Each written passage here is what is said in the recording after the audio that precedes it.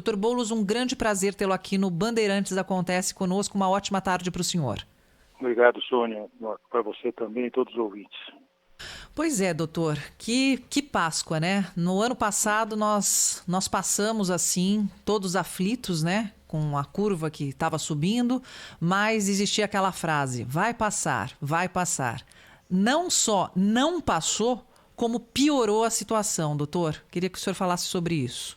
Você tem absoluta razão, não tem dúvida. Eu mesmo falei no começo da epidemia que toda epidemia passa e que provavelmente nós vamos chegar ao fim do ano sem problema nenhum, que era o ano passado. Primeiro mostrou um equívoco enorme no sentido de que esse vírus é diferente. Ele não produz uma imunidade muito grande na infecção, por isso que as pessoas podem até se reinfectar. E mais do que isso, mostrou também com a continuidade que ele facilmente tem cepas variantes que vão variando e que mantém a transmissão e cada vez mais alta. O fato concreto é que quando nós achamos que ia diminuir, começou a aumentar.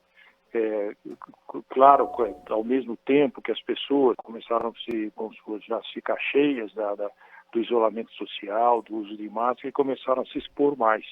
E com a exposição maior, as infecções aumentam muito mais. A gente estava querendo que houvesse uma exposição pequena, que aí você conseguiria, como na China conseguiu, você ter o vírus vai embora e um pequeno número de pessoas apenas pode se infectar. Mas nós não conseguimos, né? Então, houve uma exposição maior, apareceram novas cepas e a situação não só não passou, como piorou muito, né? Então, hoje nós estamos no pior momento da epidemia e não vai passar já mesmo. Doutor Boulos, prazer tê-lo aqui conosco mais uma vez. Você estava comentando agora há pouco, e é a pura verdade. A gente conversa com o doutor Boulos, ele realmente não esconde a realidade, não doura a pílula.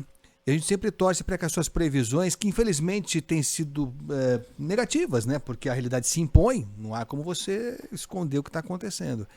E o que se fala, doutor Boulos, é que abril vai ser ainda pior que março.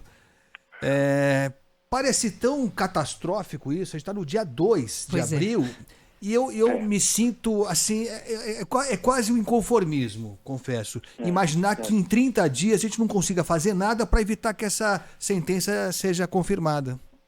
Você sabe que é real, abril vai ser pior que março, a gente nem pode ter muitas dúvidas com relação a isso, porque a curva, mesmo que a curva não cresça mais tanto, aparentemente essa semana a curva diminuiu a elevação dela, mas ela não vai começar a diminuir. Diminuir a elevação, mas ela fazer uma curva para baixo, para começar a diminuir, caso não vai acontecer agora. Mesmo com a restrição que nós estamos tendo, ela vai diminuir o acréscimo, mas vai continuar crescendo. Mesmo que a gente consiga abaixar no fim do mês, aí o acúmulo de casos vai ser muito grande e nós vamos ter um abril pior que março, sim. Agora, é uma coisa, o que não dá para fazer? Teoricamente, nós deveríamos ter feito antes, né? Se você, antes de entrar nesse nível exasperador em que você não tem nem assistência para dar, as pessoas morrendo por falta de leitos hospitalares, principalmente de UTI, a gente teria que ter parado, fazer o que nós fizemos hoje, estamos fazendo hoje, um mês e meio atrás, 2 meses atrás, mas a pressão econômica, a falta de uma liderança única no país, fazendo cada um faz o que quer nos estados, fez com que as pessoas fossem deixando. Não, vamos tentar um pouquinho mais, quando se viu era tarde demais. O que tem que fazer agora, não tem dúvida com relação a isso, independente de todo o ônus que pode acontecer para a sociedade, e isso o próprio governo tem que responder, a cuidar das pessoas, cuidar das empresas, nós vamos ter que parar, não tem jeito. Nós já paramos um bocado, mas nós não vamos conseguir resolver parando só 15 dias, 20 dias. Nós temos que fazer com que as pessoas não se acumulem, diminuir as possibilidades das pessoas saírem, né? Mas dá ainda, doutor Boulos, dá para convencer as pessoas disso? Não, convencer não dá. Por isso que eu digo, se as pessoas fossem convencidas, não precisava fazer nada disso. As pessoas fariam as restrições, usariam máscara, não passariam em aglomeração normalmente, aí a doença ia embora. Por que nós somos obrigados a fazer isso? É como se você tem, olha, se meu filho não obedece, eu tenho que dar um castigo. Então é uma espécie de um castigo. Vou diminuir todas as opções para as pessoas saírem para preservar a vida delas. Porque as pessoas que estão se expondo, que vão se infectar, podem morrer ou, de uma certa maneira, levar a doença para dentro de casa. Eu sempre digo, né? Qual é o bem maior do nosso, se não é a nossa vida? E as pessoas não estão conseguindo entender. Mais de 300 mil infectadas. Se continuar desse jeito, nós vamos estar com 500 mil em agosto. E as pessoas, quando se imagine, vamos pôr 300 mil agora, se nós temos 250 mil famílias que já praticamente matou a próxima geração com relação às oportunidades, todo esse processo, as pessoas não conseguem visualizar isso, que a vida deles está em risco, a vida das pessoas que ele ama, falta de solidariedade com o próximo, isso é uma coisa terrível, mas eu não consigo entender, mas eu não tenho que entender tudo, a realidade é essa. E com essa realidade, para preservar até a vida das pessoas que estão se expondo, é necessário diminuir as ofertas, punir para quem tiver muita gente junta, evitar que você abra, não sei, para os serviços essenciais, e se possível, e se a gente tiver condições, fiscalizar até as pessoas que estão na rua sem máscara ou que estão em grupos, andando em grupos. Isso é o que nós vamos ser obrigados a fazer, porque não está chegando, nós não conseguimos diminuir isso. Doutor, o senhor tocou num ponto. Eu vejo as pessoas sem máscara na rua e vejo também os carros da polícia passando, mas ninguém é abordado. Eu já vi várias vezes essa cena, só que eu não vi nenhuma abordagem, nem educativa e nem para coisa nenhuma. Não vejo, simplesmente não vejo isso. E as pessoas, acho que quem tem a convicção de que não precisa usar máscara, vai ser muito difícil usar se não for obrigada. Né? Então eu não sei, do ponto de vista administrativo, como é que o senhor vê que esse tipo de medida tem que ser tomada? Claro que é impopular você endurecer as medidas contra a população, mas de que forma tem que ser essa conversa? Por onde que tem que ser o caminho? Você tem razão. Primeiro, não é endurecer contra a população, é endurecer a favor da população, né? É para endurecer a favor da vida, né? Então, mas o fato concreto é que nós conversamos várias vezes, então nós ficamos insistindo, olha, é necessário fechar tudo. Aí, o que é fechar tudo? É o lockdown. Para o lockdown, na cidade de São Paulo, nós teremos 200 mil policiais ou exército, alguma coisa assim. Nós temos disponíveis 70 mil.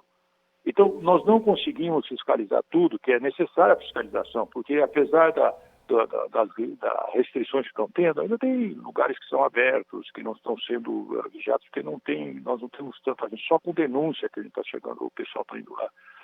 Era preciso o exército, né? Mas por essa falta, por essa discussão da liderança, misturando política com saúde pública, o governo federal diz que não fornecerá o exército para fechar comércio, simplesmente para abrir.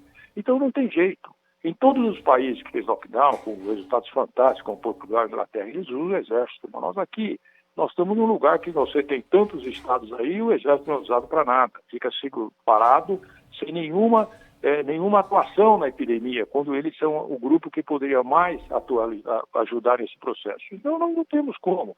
Então, nós vamos trabalhar com soldados, você tem razão, nós alertamos o governo de uma certa maneira que, às vezes, os soldados também estão sem máscaras, a polícia militar, a polícia civil, e a necessidade deles, de uma certa maneira, fiscalizar. Atualmente tem tido essas brigadas que estão com a polícia militar ou polícia civil, junto com o pessoal da vigilância sanitária, que está, por exemplo, fechando festas, parando festas com denúncia, mas foi um número relativamente importante de restrições contra essas aglomerações. Mas não está, se isso não, nós estamos avaliando o que acontece. Depois das 2 primeiras semanas, houve uma discreta melhora, a elevação não foi tão grande, mas não é suficiente. Então, não só nós precisamos, se continuar assim, na avaliação na próxima semana, não só nós vamos ter que aumentar as restrições, talvez até mesmo por 70 mil homens na rua, e como você disse, quem está sem máscara vai fiscalizar e vai multar, porque está previsto isso. Quem está em aglomeração, a mesma coisa, buscar dispersar as aglomerações de uma certa maneira. E se não der certo, se não diminuir, vai ter que fazer uma coisa diferente, porque não tem jeito. Agora, o que é incompreensível, o próprio cidadão, é para preservar a vida dele. O próprio cidadão não está se conscientizando nessa necessidade, né? Nós estamos conversando com o Dr. Marcos Boulos, que faz parte do Centro de Contingência do Covid aqui de São Paulo. Dr. Boulos, o senhor sempre faz questão de ressaltar, e é importante que seja dito, que o senhor faz parte de uma de uma parcela desse centro de contingência, que é a que cuida da saúde, né? Que faz a indicação do que é melhor para preservar vidas, para evitar que o vírus se prolifere. E que a decisão final, leva em conta também a questão econômica, que é relevante também. O senhor traçou um quadro agora de um endurecimento, né? De um ou vai ou racha. O senhor acha que o governador João Dória também está convencido de que agora temos que usar todos os recursos necessários? Veja, nós conversamos, nós tivemos uma reunião ainda na quarta-feira à noite com o governador, vice-governador, com o secretário de saúde. Nós ressaltamos isso, a necessidade premente de nós não... Porque o que acontece, abrirmos a coisa. Por exemplo, se nós estamos com uma rigidez razoável agora, não é ainda intensa, mas uma rigidez razoável, se começa a melhorar, abre, volta tudo com uma velocidade maior, com as novas cepas que estão aparecendo. Agora foi isolada a cepa sul-africana em Sorocaba. Você tem a cepa britânica que está por aí também. A nossa cepa amazonense, nós não vamos conseguir segurar. Então, a restrição é necessária. A gente entende tudo, nós somos consultores. Eu sempre falo que eu não gostaria de estar no corpo do governador, porque ele tem que tomar decisões. As decisões nunca são fáceis e vão ser duras para um lado ou para o outro. Mas nós insistimos, nós, pessoal da saúde, e não é porque é parte, mas é parte da vida das pessoas. A vida que é o mais importante. Obviamente que o setor econômico é muito fundamental. O governo tem que cuidar de quem não tem o que comer. Tem que cuidar. Não pode deixar a pessoa sem comer, porque está parando de trabalhar. E tem que cuidar das empresas que estão indo mal. Agora, por outro lado, nós não podemos facilitar, porque nós só vamos ter o amanhã se nós vivemos hoje. Agora, as pessoas querem participar, as pessoas principalmente os mais que gostam mais de diversão, querem participar de baladas, querem participar de aglomerações, tem que lembrar, se eles fizerem isso agora, a balada e a aglomeração vão ter para sempre, a partida toda para sempre. Mas se ele fizer isso agora, ele não vai participar das próximas, que ele pode morrer. Então, essa é uma... E não adianta você falar isso dessa maneira, que aparentemente você não dá bola, como se a vida não tivesse a maior importância para eles, a menor importância para eles. Doutor, os nossos ouvintes estão perguntando muito sobre a vacinação de pessoas com comorbidades. Se o senhor tiver alguma informação, porque agora está baixando a faixa etária, né? Acho que, se não me engano, estamos em 68 anos para vacinação, mas quando que as pessoas com comorbidades, com menor idade, começam a ser vacinadas? Já começou. Parece que foi introduzida a pessoa infectada pelo HIV, que é uma comorbidade, e vai aumentar, vai pegar todos, né? Não vão ter problemas a vacinação com comorbidades com a vacina que nós temos, que a vacina que nós temos é uma vacina que tem pouca toxicidade, então elas podem ser utilizadas. O plano é esse, você vacina as pessoas, nesse momento, as pessoas que têm maior risco de morrer com a doença, que são os idosos, os profissionais de saúde que têm contato íntimo, os professores agora começam a ser vacinados por causa das escolas. Muitas crianças geralmente podem ter infecção assintomática e passar para os professores. Agentes de saúde, de segurança, que vão estar na vigilância atual. Eu acho que tem que ir baixando. Agora nós estamos chegando numa idade. Quando chegar nos 60 anos, certamente, aí nós já pode abrir, que aí já abaixo de 60 não é considerado mais um idoso de risco maior. A mortalidade é menor nesse grupo, apesar que está aumentando entre mais jovens agora com essas novas cepas. Mas ainda aí a gente pode começar a abranger as outras comorbidades. É porque se pensar em comorbidades, se for considerar hipertensão, diabetes, todas essas comorbidades, é mais de 50% da população. Então nós temos que ir devagar, porque muitas dessas comorbidades já estão sendo atendidas nos idosos, que a maior parte dos diabéticos e hipertensos estão em idosos, esses já estão sendo atendidos. Depois a gente vai abaixando isso e depois vamos pegar as outras comorbidades entrando em prioridade, né? Por isso que crianças e jovens saudáveis vão só ser vacinados lá no fim. Aliás, sobre isso, doutor Boulos, está previsto, por enquanto, pelo menos, a volta às aulas, né? Depois desse período todo, dia 12, né? Se eu não estou enganado, voltaríamos às aulas presenciais, acho que ainda de forma parcial, mas já haveria a presença de alunos em alguns colégios. O senhor acha que há condições para isso já? Veja, a volta às aulas, nós discutimos isso o ano passado inteirinho, porque o secretário de Educação, tanto municipal quanto estadual, tiveram várias vezes com a gente tentando convencer a necessidade de voltar às aulas e o risco menor, porque vários países do mundo fizeram isso. Obviamente, as crianças têm menos infecção e quando tem infecção ela é pouco sintomática, mas você tem professores idosos, professores todas assim, então, e não só professor, todo o pessoal que vive no colégio, nas escolas, tem riscos, né? Não é fácil a gente fazer essa decisão. eu sempre falava que, olha, não dá para aguentar um pouquinho mais. E o secretário sempre fala, mas se você aguardar, o que essas crianças perdem em um dia, um mês de conhecimento, vai impactar na vida delas.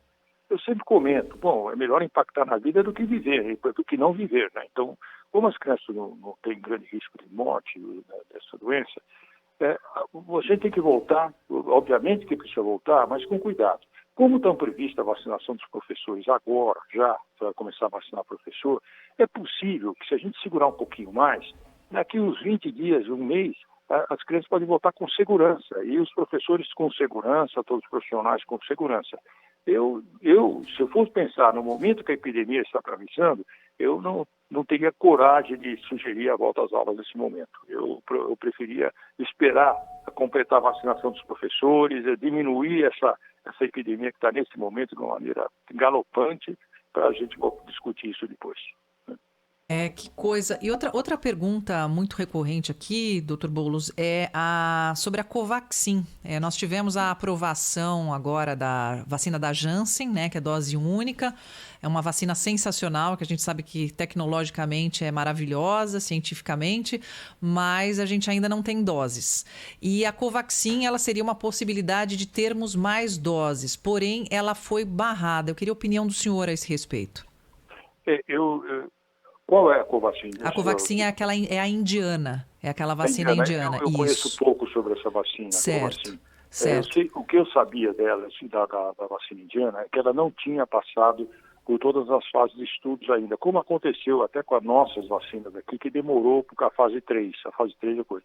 Aparentemente, a fase indiana tinha acabado a fase 2 e estava fazendo a pesquisa clínica de fase 3, que é a fase mais importante para ser utilizada, e não estava pronta. Porque a Anvisa só vai liberar quando você tiver os resultados da fase 3. Aconteceu até com as nossas vacinas aqui. Então, aparentemente, isso ainda não tinha ocorrido com a vacina indiana, que é essa Covaxin. E precisa desse rigor mesmo, né, Dr. Boulos, para uma aprovação de uma vacinação em massa.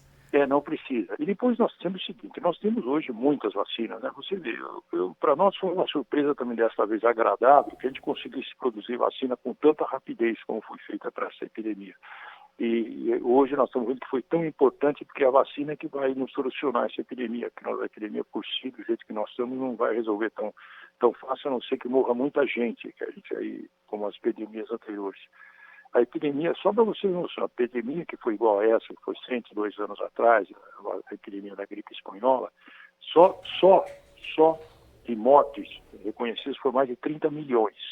E veja só, hein?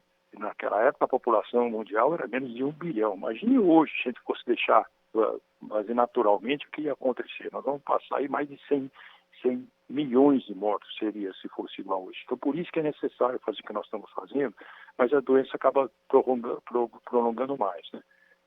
E como nós evoluímos, né, Dr. Boulos? A gente falava no ano passado, o vírus novo, né? Toda a ciência correndo aí para inventar uma vacina, tratamentos, etc. E falava-se muito da imunidade de rebanho. Isso é algo que nem se fala mais, né? Você sabe que a gente vai conseguir talvez a imunidade de rebanho, nós estamos contabilizando as vacinas que nós estamos tomando e que vamos tomar.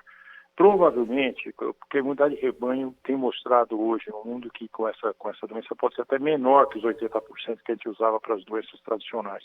Que a gente consiga em outubro ter imunidade de rebanho, outubro, novembro. E essa imunidade de rebanho, imunidade populacional, vai ser o momento que nós voltamos, se nós quisermos, a vida anterior da epidemia. Como mudou muito até nossas relações humanas, etc. Não sei se a gente vai voltar, vai ser o mesmo grupo, nós vamos voltar igual que nós estamos. Talvez melhores, espero. Eu também. Né? Porque os piores, as pessoas que estão piores, provavelmente podem não sobreviver até lá. Então a gente tem que buscar as pessoas que consigam trabalhar isso de maneira melhor. Talvez de volta melhor. Tomara. Doutor Boulos, falando de vacina, houve uma proposta recente aí do deputado Arthur Lira, que parece que vai ser analisado pelo Ministério da Saúde, de que as empresas particulares poderiam ter autorização para elas próprias comprarem a vacina. E aí, não está definido ainda, mas a princípio uma grande empresa compraria um lote de vacinas e ela aplicaria nos seus funcionários. Aí sem seguir os critérios do plano de imunização. O que o senhor acha disso? Veja, a priori, todos nós que trabalhamos em saúde pública somos contrários que as empresas privadas comprem vacina para utilizar para para os seus funcionários, porque nós não temos cidadão de primeira e segunda classe no país. Todos têm que seguir uma regra. Você pode ter economicamente melhor, mas nós estamos num país que tem um sistema único de saúde, que tem que... Aliás, as pessoas que mais precisam são as pessoas que não teriam direito a essas vacinas compradas, porque só a não ser que eles ganhem as vacinas como foi proposto pelo programa, 50% para o SUS. Porque as pessoas que têm mais recursos, as pessoas conseguem estar numa casa isolada, etc., têm melhores condições do que aquelas pessoas pobres que não têm direito a isso. E eu acho até difícil como as empresas conseguem comprar, porque está faltando vacina. E o nosso próprio governo está com muito recurso e está procurando comprar. Como que eles vão conseguir, fora daquilo que está sendo já da demanda mundial enorme que nós temos de vacina, por os países, não por empresas privadas, que eles vão conseguir? Vai ser muito difícil, eles teriam que usar aí uma artimanha, mas a priori eu sou contra comprar para um grupo específico, a não ser que as pessoas consigam a facilidade de compra para o governo utilizar. Quanto mais vacina nós tivermos no nosso sistema de saúde, mais rápido termina essa vacinação. Não é necessário fazer isso. Doutor, o senhor bota fé nos tratamentos novos que estão surgindo? Aí tem uma esperança, aí até que a OMS falou de um medicamento de um laboratório que seria, eu acho que um anticoagulante combinado com uma espécie de corticoide. Uhum. O senhor tem alguma informação sobre esse estudo? Esses medicamentos que estão sendo utilizados são medicamentos para tratar as complicações da doença, não para o vírus, né? Porque não existe medicamento para o vírus, né? O único medicamento que está mostrando alguma eficácia para o vírus é o medicamento que você tem que dar muito cedo, porque vírus a gente não consegue matar o vírus. O vírus ele entra dentro da célula humana. Por isso que esses medicamentos que foram inventados, esse kit Covid, não funciona nada, porque não é assim. Então, quando você dá muito cedo, você diminui a replicação do vírus, se você tiver um medicamento eficaz. Só que quando você faz diagnóstico, geralmente, não está muito cedo mais. Então, a maior parte dos medicamentos antivirais utilizados para doença aguda, eles não servem. Eles servem para doença crônica porque diminui a replicação. É o caso da infecção pelo HIV, da hepatite C, que nós temos antivirais, que eles funcionam diminuindo a reprodução do vírus. Então, a longo prazo, isso ajuda. Mas doenças agudas, como gripe ou Covid, outras doenças, os medicamentos têm que estar sendo dados muito cedo para que a replicação seja menor. E isso é muito difícil de encontrar esse momento. Então, é muito difícil. Os medicamentos que estão sendo disponíveis, exatamente o que você falou, para anticoagulante, para diminuir a inflamação com corticoide. Então, a associação desses medicamentos é para tratar já o paciente, e principalmente o paciente grave, né? Esse que é o mais importante nesse momento, né? Porque para você cortar a doença com antivírico, isso não existe. Doutor Boulos, só para a gente encerrar, e é sempre um prazer falar com o senhor,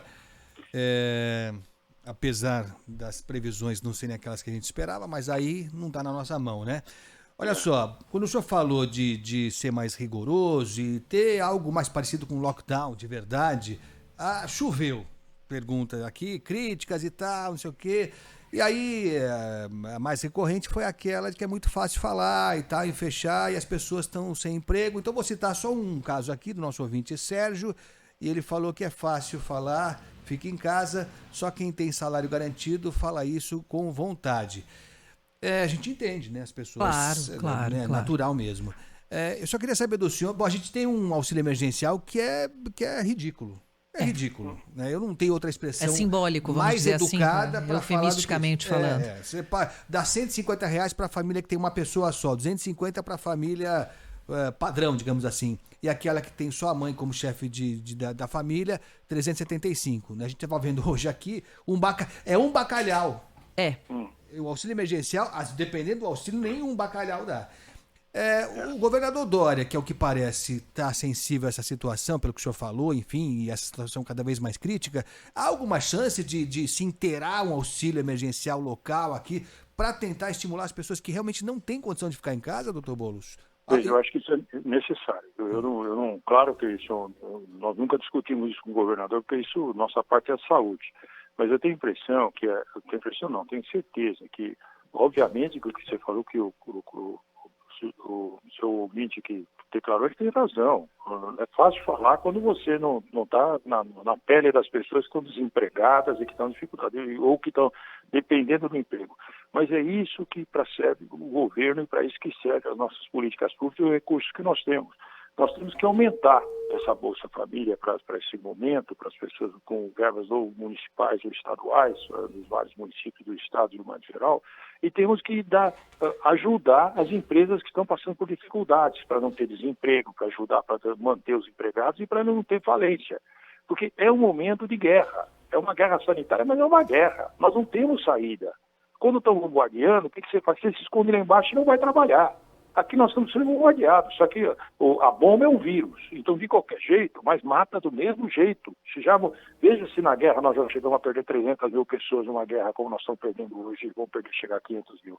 Então nós estamos num momento mesmo de guerra, todo mundo sofre com isso, todos nós estamos padecendo, mesmo as pessoas que têm salário fixo estão padecendo do processo, e nós sabemos que o fator econômico é fundamental. Mas é que eu digo para o colega, pro ouvinte do programa que falou, é melhor a gente manter o cuidado e viver para a gente poder passar por essa, né? O problema é se qual é essa saída que vai ter, o governo pode ter saído? Não, vamos abrir, todo o trabalho funciona normalmente. Tá bom, vai morrer metade da população, menos do que isso, mas vai morrer. Então, nós não podemos arriscar.